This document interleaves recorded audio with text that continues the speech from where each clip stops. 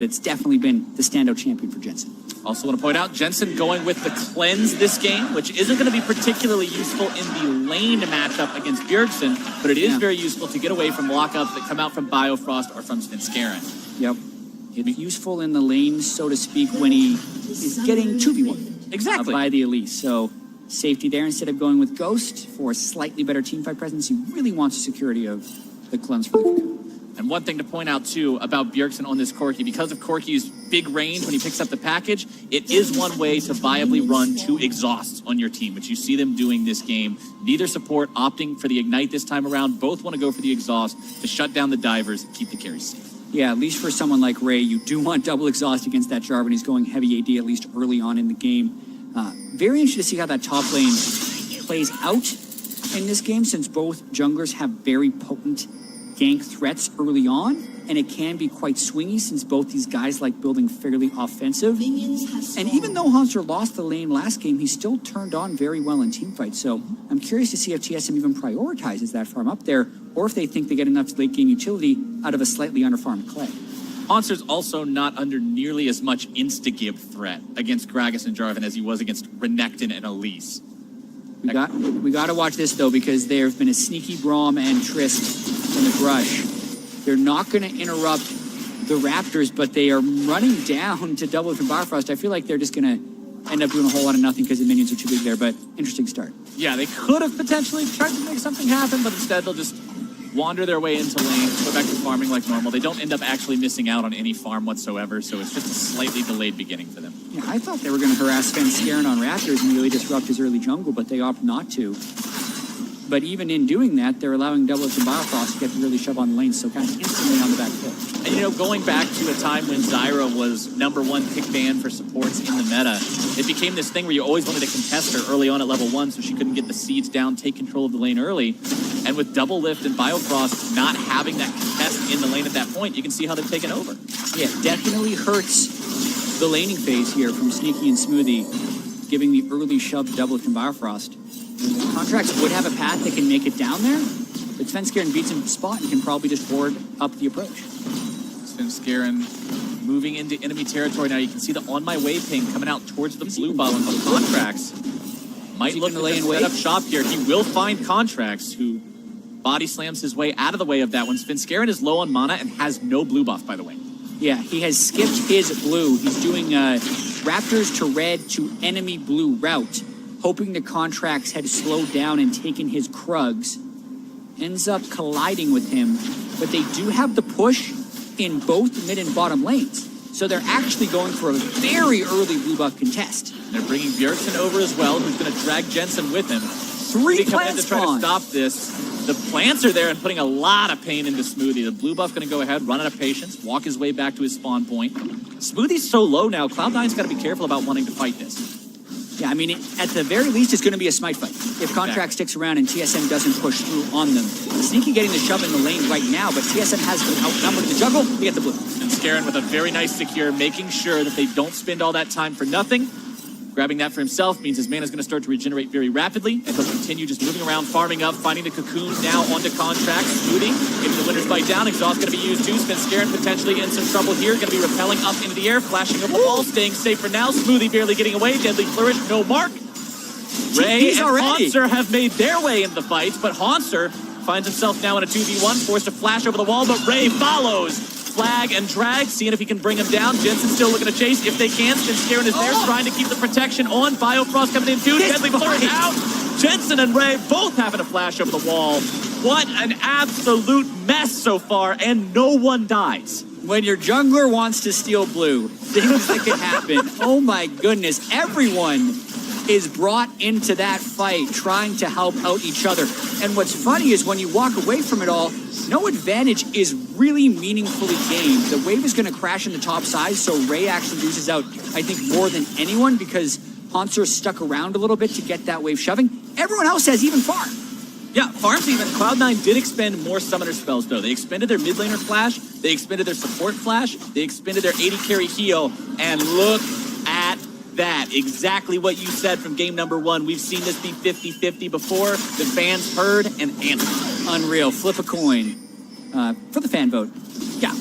TSM did look stronger in that first game, but C9, I really like their team composition in this game if they can execute on these plays. Losing the pressure in the top lane a little bit early and also leaving their blue buff to contracts does hurt their early game. Uh-oh. Triss jump channeled exactly the way he needed to channel it to make sure that even though he was stunned, he still got to jump his way out of the danger. So Biofrost and Doublelift not quite able to find the punish they wanted there. Keep in mind, Sneaky does still have his flash, but not the heal. And Biofrost and Doublelift have yet to buy. Smoothie did go back to base to pick up an extra health crystal of combat stats. Starting to open up a big CS lead, though. That's 14 CS for Doublelift over Sneaky. And Doublelift won the CS battle pretty hard last game, too. He had a 25 CS lead by 10 minutes or something along those lines compared to the Callista from Sneaky. And if he's able to do that every single game with this Jhin and just farm up to the point where you can start hitting those massive crits, that's a problem for Cloud9 because they were not able to address him. Meanwhile, Ray showing us why he's a Jarvan player, why he's a Jarvan picker, keeping this lane shoved up in the top side. A very, very slight CS lead for him. The Haunter, again, just not able to have a whole lot of lane presence on this Kled. Yeah, and look at SvenScaron trying to live in the enemy jungle here, not letting contracts become involved in the game. He's got a level on him. Decides to back out, but they do spot contracts. So having total vision over the Gragas is at least allowing their bottom lane to try and maintain that CS. Bjergsen versus Jensen. Keeping an eye on this one, too. Jensen staying ever so slightly ahead in farm, but now Ray trying to dismount. He's got no flash. Moves onto Haunter, trying to find some damage, but recognizing that Haunter may remount very quickly. Jensen trying to get himself away from this one. Sidesteps the Cocoon, barely avoiding the maximum range. And that is what he needs to do to get away from these types of plays. Popping the cleanse, keeping himself safe. Does not give away a free kill. Still no first blood, 7 minutes in. Yeah, very close laning phases in the other lanes that we're talking about, mid lane and top. And Contracts just now getting a little bit of revenge here. Perfect timing on the red buff respawn. Reading SvenScaron's early jungle route, knowing he invaded with red and nothing else, meaning he started Raptors to red. Good timing. Likewise, SvenScaron pulling the same trick on Contracts. Yep. Contracts saying, you know what, SvenScaron's constantly trying to scare me away, constantly trying to fight me on a very dueling-capable champion. I'm just going to steal whatever he steals and avoid the problem. Wise coming from him. Good job reading the opponent. Still a 400 gold lead for TSM, thanks to the farm leads that they have, mostly there in bottom lane, like we were talking about earlier. Neither jungler really able to get on the board just yet. You can see a little bit of vision placed down by Contracts in enemy territory as he made his way out from stealing that red buff. Infernal Drake is the first Drake on the board this game, too. And a lot of times, Jat, you don't see first Drakes be taken till later on in the game, like around the 15-minute mark. Infernal is the one that is commonly the exception to that rule. Oh, man. As now they're able to find the catch here onto Biofrost. The CC and the damage coming out. The flash does not succeed initially. Still able to keep him alive for now. Bio walks away, and Smoothie is ultimately punished. First blood for Bjergsen. Oh my goodness, that hurts for C9. They thought they had the damage, but it's just a Gragas and a Braum. Biofrost also consistently getting off these 2 and 3 plant spawns in the jungle fights, which is turning so much damage. Baited by the control ward with no vision in the river, and C9 land both of their CCs. Post flash, though, they can't get in range to auto attack. Gets that E off. It is just 1 plant, but then 2 more spawn afterwards. Allows Bjergsen to collapse down as well, since it was on TSM's side of the map. And Bjergsen's got to be really happy about that one, too, because that is an early but yet successful package delivery. You almost never get to see the early packages be useful for anything. A lot of the time, they just get shot off in the jungle and don't accomplish a whole lot. But being able to use one of those to actually make a play comes through pretty big. Yeah, you got to be really careful when the package comes out as well. So that's actually pretty bad timing for C9 to make that invade. Oftentimes, when we first saw Corki, you actually tried to invade the enemy jungler with package right away because it's such a power spike at that moment. That was kind of the ideal play. So C9 did leave that opportunity open for TSM. Now TSM going for that Infernal Drake. Like I mentioned earlier, this is the one that teams will go for pre-10 minutes. And TSM will not be making an exception to that rule this game, grabbing themselves extra damage, especially with Jhin and Zyra on your team. That's going to be ferocious later on. Yeah, it is far and away the best Drake for Jhin in particular. He has so much AD scaling in his kit. He actually scales more multiplicity with Infernal Drake than any other champion in the game. So you're going to be very happy about that if you're TSM. Not to mention, everyone on that team will be building AP or AD, which is also rare. You've got a bruiser top laner, you've got a bruiser jungler, you've got an AP support. Everybody's getting their worth out of that one. Bjergsen now going to be caught out with the same thing that happened to Jensen last game, happened to him now. Very, very close, but he still walks away. Oh, a flash into the auto attack, and Jensen returns the favor from game number 1. Anything you can do, I can do better. Bjergsen with the greed right there. Jensen gets the proc at the very last. Auto attack follows Bjergsen through flash, and he just had to back away with that minion. Watching it one more time. Doesn't land Frostbomb. Jensen goes, gets Shockwave, still weaving in the auto attacks. Gets him very low, and then Jensen right here. Bjergsen wants that one minion, but he's in flash range. Flash QW because the ball then follows him since he had it on his head. Disrespect by Bjergsen gets punished. Bjergsen now 1-1 on that Corki, 10 CS behind his opponent. Morello Namicon completed for Jensen, means he's going to be exactly where he wants to be on this Ori. Mana regeneration, ability power, cooldowns, all that good stuff. As Sven and Hanser move themselves up topside, looking to take down the turret First Blood, but Cloud9 has plans of their own here in the bottom part of the map. Contracts over the wall, looking to come in, trying to find the cast on the double lift, flashes away to get himself to safety, and now they might be able to repel this attack. Curtain Call opens up, Ray trying to make his way into the fight. Hanser's already there though too. The flag and drag not to accomplish a whole lot just yet. Hanser still kept alive for now. Root comes out, only finding its way onto Smoothie. TsM happy with repelling this attack for the time being, but now they might be in some trouble. Biofrost going to be taken low. Here comes the pit, and they are stuck. 2 kills the way of Cloud9, a double for Ray. And even if it feels like you're winning the 3v4, you have to remember it is a 3 versus 4. You don't chase it. You don't chase it. They repelled them from the turret, and Svenskaren's solo push to the top lane is not good. C9 pounce exactly when they need to return, as TSM was chasing out. They get what they wanted eventually with that TP play. Bjergsen gets greedy, then the rest of the team gets greedy. TSM has got to be careful with these deadly sins this time around because they are getting punished time and again. Yeah, greed once again. The initial dive was guarded very well against. This is in the top lane, so C9 know they can go. Double if flashes, doesn't get instantly killed, and Biofrost doesn't get hit by the Smoothie Q. So they're fine. And then the ultimate opens up. They're thinking, even better, now we can poke them down and save our turret for sure. And you didn't get Ray, you got his flash. It's time to stop. The flash wasn't burned by Contract's Gragas, and Ray's cooldowns will come back up. Rocket jump slows him. Ray gets his ultimate up, doesn't even need his EQ, and they get 2 quick kills in that Cataclysm. TsM so overzealous going in after that one, especially when Biofrost doesn't even have his ultimate. I mean, he's still level 5. There were no Stranglethorns involved in that fight. Have to wonder how much these guys are going to be looking to go for as Biofrost finding the catch here onto Sneaky, but the damage there isn't quite enough to really pose a threat on him, not with Smoothie nearby. 1 turret to 1 overall, 20.2 to 20.2 thousand gold. These teams, again, just blow for blow. Even though Cloud9 has got that kill advantage, it's TsM with a massive farm lead there in the top lane, even though they're falling behind a bit in the other 2. Yeah, Ray has had larger impact with these teleports in, but still down about 200 gold on account of the farm.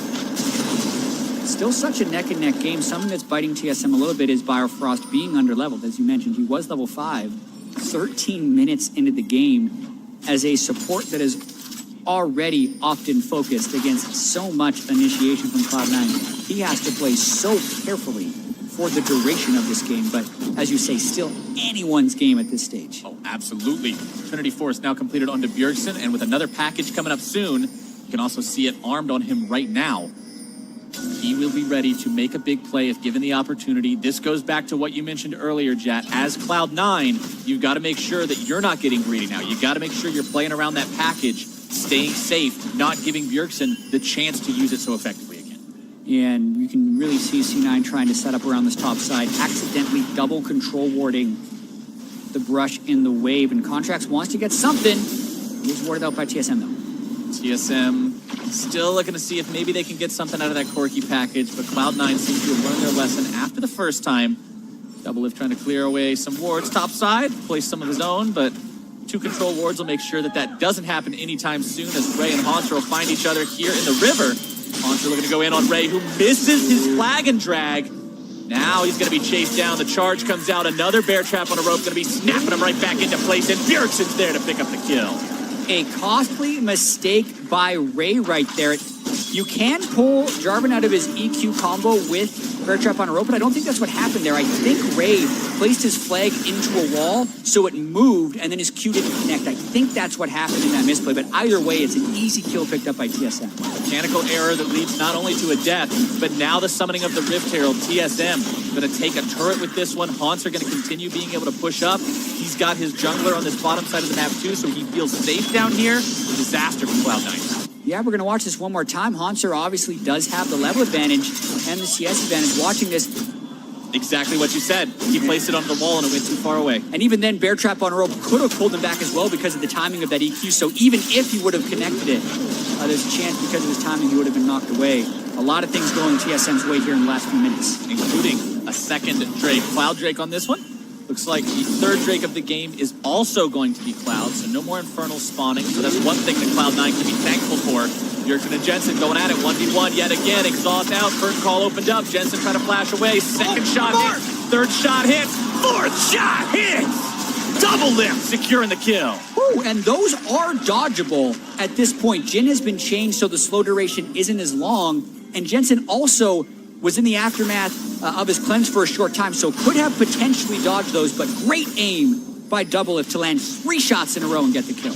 Doing mad work with those Jhin ultimate shots. It's such a fun ability to see used correctly because of the sheer amount of range and how much you have to predict your opponents. Especially now, like you said, how it's been fixed. You don't just hit them automatically because the guy is slowed. You still got to be able to properly predict those every single time. Doublelift deserving of that kill.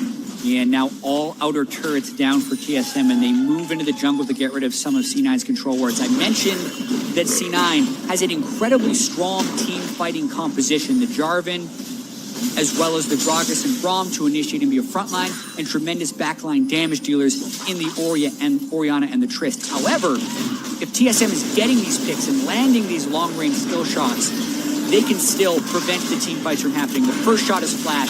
The next 3 land completely true. 555 damage crit to close that one up. Oh, this is such a cool angle. Look at that.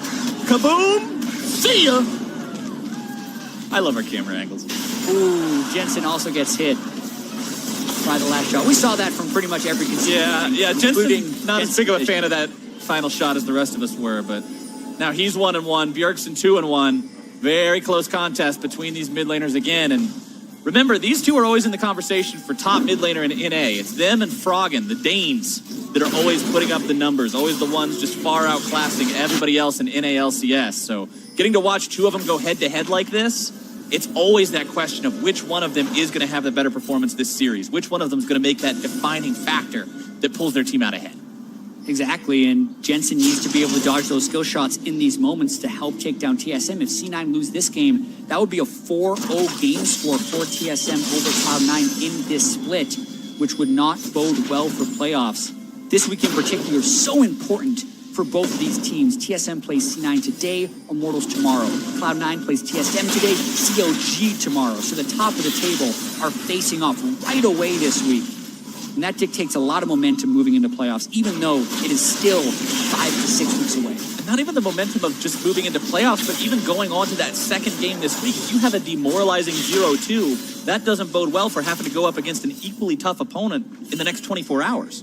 Cloud9 really wants to at least take this to all 3 games. This is a team that, remember, took TsM all the way in a best-of-5 in the spring split playoffs. It came down to a single team fight that they were unfortunately unable to execute on that gave the game over to TsM. You can't say TsM didn't earn it. They played the series very well. They played the game very well. But that moment has still got to be living in the minds of the Cloud9 players and the Cloud9 team. They want to get revenge for that one. Exactly. Back-to-back final showdowns between Cloud9 and TsM. And Cloud9 has beaten TsM with some level of regularity in the regular season. Looking back to the spring split, C9 are the ones that started the split 8-0. Now in the summer, both teams did start off a little slowly, but it is now TsM on the 11-game, 4-match win streak. And looking to just continue on their performance. They're 1 game away from Immortals in the standings. If they would beat them tomorrow and beat C9 here, they would be #1 in the summer split as they move off to Rift Rivals, but we're getting ahead of ourselves. Still 4,000 gold. TsM has plenty of playmaking opportunities and need to get themselves back into this game. And one way to do it is what you were talking about in the draft, chat. The wombo combo potential from Cloud9 as the curtain call opens up. Ray eats 3 shots. The 4th one coming through does get weaved right past Smoothie. Charge coming out, looking to make this fight happen if they can. Bjergsen with a delivery over the wall, but can they continue the fight? The shockwave comes through, not going to be finding anyone. Haunter dismounted. Bjergsen and the rest of TsM disengaging this one, not quite finding their mark. Yeah, they might try and use this to get vision of the Baron area, though you can see some of the strength of the C9 front line there. TsM, very difficult for them to get into that fight and stick. Not the same type of team fighting power TsM had in game 1. Cloud9 still down 4,000 gold, still only have 1 turret, no Drake, so they've got quite a few hills to climb over if they want to find a win in this one. But that wombo combo potential in a team fight, you just get one good fight where Ray traps a couple different people in that ultimate, throw a shockwave on top of it, you can still turn this. And if Sneaky can get to the point where he scales up to a high level, he's got plenty of attack range, he's got 3, maybe even 4 items under his belt, there's always that possibility to win a team fight. Yeah, it feels like everyone's going with that Infinity Edge static shift rapid fire cannon build. When you hit that on Trist, you are so powerful. And there's not many people on TsM that can build defensive. So Cataclysm into Shockwave at any point would be lethal. He's been scaring, finding out Ray. He's out. This Elise is actually higher level than the Jarvan and takes him down 1v1, just chases him. Yeah, Ray didn't want to flash away because Svenskeren may have even been able to chase just with a simple repel. So really not a good game for Ray. That's the second almost just questionable death where he dies off on his own without much effort expended by TsM. And that's a killer for your map pressure in general and allows TsM to start taking over. And this is a very different story from game number 1, as Sneaky might be caught out a little bit here. He seems to be okay, but recall back to game number 1, Impact bullying Haunter around. He was the one who was up 40 CS over his opponent. He was the one drastically winning the 1v1, but now in game 2, even the enemy jungler is 2 levels up on Ray, and he just has no presence. Exactly, they even saved the last pick for the top laner. Had a chance to do Renekton versus Kled once again, which Impact was so good at, opted not to. Decided for the Jarvan for the teamfight presence, but he is never getting to teamfight. He is just getting pushed around in this side lane, 2 levels below Haunter and Svenskeren, and losing his turret, if not his life. Haunter and Sven looking to make the play yet again, forcing the flash out this time. That's why Ray saved it when he was being hunted down by Sven earlier. Sneaky walks up, doesn't care about a couple of turret shots, just trying to grab some objectives off to the side. Cloud9 not wanting to fight TsM mano a mano for the time being. Just looking to trade objectives wherever possible. Yeah, 1-for-1 turret trade is actually not that bad for them. And if Ray can make a play after that... Grabbing the pick onto Bio. They want more. Here, but now, Douglas been scaring backwards, seeing if maybe they can make some more happen. Blast Cone going to be getting him away. Ray still has the ulti, but they don't want to be going for anything else just yet. Ray might not be having the best game, but he's still got 3 out of 4 of Cloud9's kills. He's always got that killer instinct. Yeah. He will make a play even when he is not having a good game. He's one of those players that just keeps on shooting. Have the word on Biofrost. Oh my God. That was Jensen. And Ray flashed over the wall. Or flashed for an auto attack, rather. He hit over wall and flashed to kill secure. Ray secured the kill. Yeah. Exactly. Ray made sure. But Jensen was the one who did 95% of the work.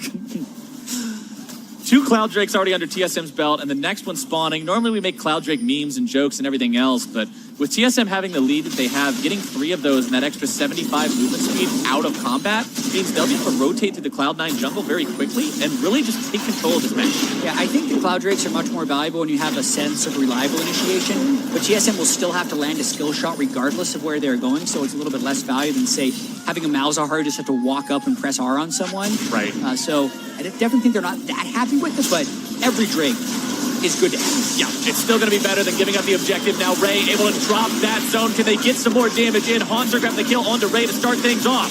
Biofrost taken low, but Cloud9 in full retreat. Doublelift able to find a kill for himself off that 4th shot. Haunter looking to go on to Sneaky. Won't quite find that one just yet. Multiple blinking health bars on TsM and a big whiff on the shockwave. Deadly Flourish sidestep. Sneaky still looking to fight if he can. But TSM will walk away with such critical health on their members, but no deaths is still fine. Yeah, too many whiffs for C9 right there. Ray goes early, not in sync with the rest of the team. They do have a good team fighting composition. They thought with Leanders and Morellonomicon it was time to fight. Ray, though, is spotted, decides he needs to go instead of disengage, but Jensen can't make it in time, and the rest of the team gets zoned by the Zyra Stranglethorns. Hanser then re-engages, the shot rings true onto Smoothie, and they pick up 2 before retreat. And the exhaust that came out onto Ray in that fight from Biofrost, it happened as he was mid-jump to the Cataclysm. It stops that dunk from being a dunk. It's more like a gingerly half slam. Gingerly layup? Yeah, and it doesn't work. It doesn't do the damage that would have potentially resulted in deaths instead of blinking red health bars. Very good job coming out from Biofrost, making sure that he stopped that damage from coming through. That's why you have 2 exhausts on the team, so you can make the plays like that. And it brings TSM up to a 4,500 gold lead. 2 kills up now, finding some stuns and some damage out onto the enemy jungler. Looking to take him down, but it's Sven, who's now having a lot of damage returned onto him. He's almost going to be taken down. Jensen grabbed the kill. And it's turned around by Cloud9. Oh, man. Just a slingshot of a health bar the Contracts has there. Gets the shield, the heal, as well as the Spirit Visage enhancing the Gragas passive. It looked like he was going to get bursted down, but they turned around and they actually turned straight for Baron. They still have Shockwave, they still have Cataclysm, and they know they're in a 4v5, so C9 trying to make a play. Now they're starting things off, grabbing the kill onto Biofrost. It's a 5 versus 3 for Cloud9, and Sneaky is just zoning away the remaining members of TSM. Bjergsen coming into poke. We're going to see what he can do here. There is a lot of damage potential coming out from this Corky. Winter's Bite is laid down. Bjergsen's going to flash away, caught out, stunned up, brought down. Sneaky grabbing himself that kill as Cloud9 again says, leave us alone. We came for the Baron. They're going to be forced off of it for now. Hanser walking away. Bjergsen gives up his life, but they will stop the objective take. Sneaky over the wall. It's going to make Baron a little bit mad there. And double lift held his curtain call that whole time, which is I think why C9 didn't want to restart the Baron again in a 5v2, but they still get so much off of that play, being able to turn around the aggression from Sven Skjern and then played around the Baron there pretty much perfectly, I'd have to say, peeling for the kills and actually hitting the shots. They landed the skill shots from Smoothie to secure the kills. Cloud9 showing that they might be down, but down does not mean out. It ain't over till the Nexus explodes, and with plays like that, they can easily work their way back into the driver's seat of this game. But they will need to shut down TSM's overall control of the game, which has not ceased since early on. TSM has always been the one making the decisions. True, but they're at such a strong point right now, they should continue to force. The rapid fire cannon being completed on a CP makes him very strong. They are rushing this Baron. Cloud9 trying to take it down as fast as they can. Smoothie going to be blocking off some of the damage. Baron taken down. Sneaky grabbed the kill, but it's Smoothie who's killed off first. Ray into the back line, now going to be collapsed on by the rest of the team. Cloud9 looking to get away if they can. Jensen trying to port back if he can do it. Sven Skjern trying to go in, almost going to be brought down. Hanser looking to chase these guys, but he's all alone behind enemy lines. Dismounted, brought low. Jensen going to be taken low as well, but Sneaky grabbed the killing spree onto Hanser. Cloud9 still retreating. It's a 1-for-1 so far. Support for enemy top laner. They grab the objective and they get the favorable trade. And it looks like the communication finally synced up there for C9. They secured the Baron. Smoothie fell. Ray EQ'd in and then held his Cataclysm. He retreated and used it to buy time. And the rest of the team kited back as Hanser chased to pick up one more kill. Oh my goodness. Sneaky on a rampage. Special delivery. That's a lot of damage coming through. Static Shiv, Rapid Fire Cannon, Tristana onto the very squishy Zyra. Not only do they get the Baron, they pick up the kill advantage on the backside, and Drake is still up. Cloud9 has just completely brought themselves back into this game, Chad. This was a team that played the first 25 minutes on the back foot. They waited, they scaled. Now they're in a position of power. They've nearly tied the gold up. They're pushing down the mid lane. They've got the 5 versus 4 advantage for the next few seconds, so they'll take down this tier 2. They are looking good. They just have so many tools now that they are knocked down in gold, and they are willing to force these 5 versus 5s. Ray's Jarvan, Smoothie's Braum, but also the scaling of the Trist at this point to activate the Braum passive and the ever-present threat of Jensen's Shockwave, which is a tool TSM had last game. They want to keep going. This tier 2 is not going to be stopping them today, bringing it down low, and look at how much damage Sneaky does to these turrets. this is the strength of the Trist. It's kind of like a Caitlyn in that item scaling you were talking about. You hit 3 items, and all of a sudden it goes from, okay, Trist is sort of an issue to Trist is a problem. Yeah, first gold lead C9 has had as far as I can remember this game. So they have absolutely activated, and TsM is reeling. They have to find a way to recover and find their space in this game, but they haven't necessarily hit those points. They don't have the stone plate on his plate, and they don't have the stickiness in these team fights. Monster trying to take down this Cloud Drake, make sure that TsM maintains that advantage. Oh my goodness, no way! SvenScaron now in some trouble, having to rappel down, trying to get himself away from this one. Oh, Ray coming man. in the back line, and TsM is in some trouble. Ray creates the pit, and now they're going to be routing TsM.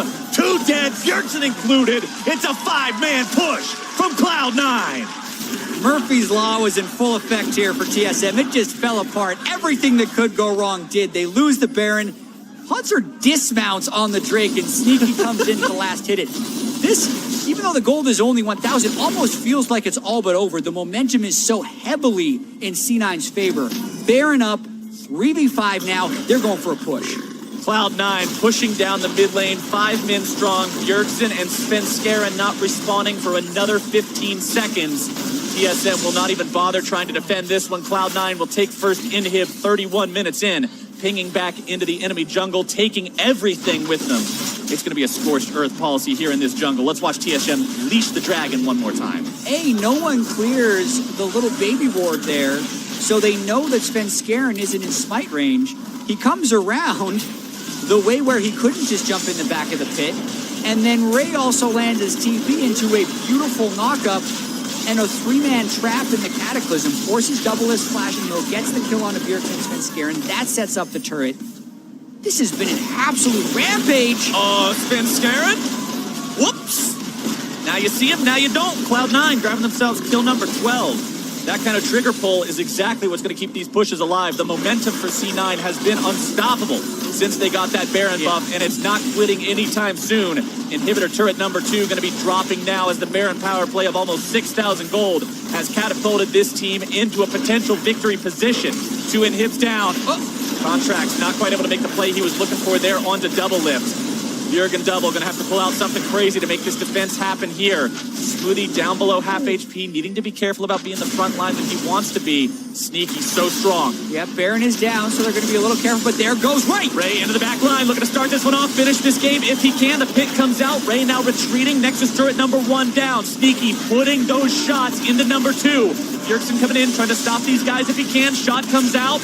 4th shot making its way onto Smoothie, package delivery, but now Bjergsen's going to be in some trouble. Sneaky going point blank, takes them down, dominating for the AD carry, as now Haunter's going to be dismounted. C9 looking to win this fight and win this game. A double kill for Sneaky, looking to make it a triple. Biofrost going to be taken down next. Sneaky still keeping himself away, shielded up, staying alive. SvenScaron cannot do anything. Quadra kill for Sneaky. Can they get it? I don't even know if they care. The Nexus is the target. Double Lift will not give the Penta, but it does not matter. Cloud9 will take us to game 3. Get him, Sneaky. Get him. Go for it, go for it, go for it. No!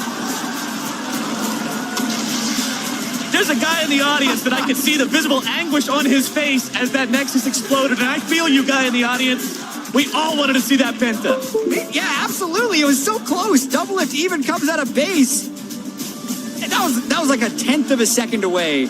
But let's not have that take away from the surge that C9 made at the end of that game. They were down 5,000 gold at 22 minutes, and they won by 33. That was so impressive from Cloud9. Staying patient, staying, I want to call it clean, composed. As they were waiting. Yeah, composed, that's the word I'm looking for. It was just incredible to watch. Yeah, because as soon as they got that Baron, it was all of a sudden like they said, okay, no more waiting, here's where we go. And Sneaky just getting the one-shot kill onto Biofrost, and then later getting the one-shot kill onto Dragon. He did everything but have to type TY for Leash in all chat, because that was just perfect. I mean, for all we know, he did. We have all chat turned off. Oh, yeah, we do have all chat turned off. Yeah, I'm happy to see this series go to 3 because it did look like TsM was going to just kind of steamroll over C9, especially when Ray was getting picked off again and again in side lane. But he didn't tilt. He kept staying in the game, and the rest of C9 just continually found the picks. I mean, from the moment where Contracts didn't die to that pick, Sneaky saved him with the heal and Jensen saved him with the shield. That was just a rampage from C9 after that point. Yeah, that was the turning point. It was definitely a fantastic performance from Cloud9, and TsM went a little bit off the rails, but we're going to send things over to Dash and Zyrene, who are standing by to break it all down. Thank you very much, gentlemen. I'm right there with Jat when he talks about I was all but ready to call that over in terms of TsM's favor with the way that that game was developing to begin with. But C9 strikes back with a very decisive Baron call, and then they steamroll that through to the finish. But before we get into the gameplay, I want to talk about champion select because we saw interesting priority out of both teams here through that early phases of pick bans. Early Jhin priority and early Orianna and Gragas priority out of Cloud9. What are your thoughts on this? Yeah, the Jhin was kind of, I was like, are they going to first pick Lee Sin or Elise? They went with the Jhin with the Caitlyn banned out, and that was a little bit of a head tilter, but I feel like it's a takeaway from the sneaky pocket pick. And then the Orianna, it felt like Jensen in the last game was so frustrated up against the Orianna. He had the counter pick of whatever he wanted, chose Victor, and it didn't work out for him. So he takes it away for himself, does get a solo kill, so I definitely think it worked out and helped them a whole bunch. And then the Gragas instead of the Elise or instead of the Lee Sin as a takeaway just shows Cloud9, we're saying, all right, you took this away from us, we'll take this away from you. Now we're going to play our own game. No more takeaways, right? Now they're going to try to play their own style.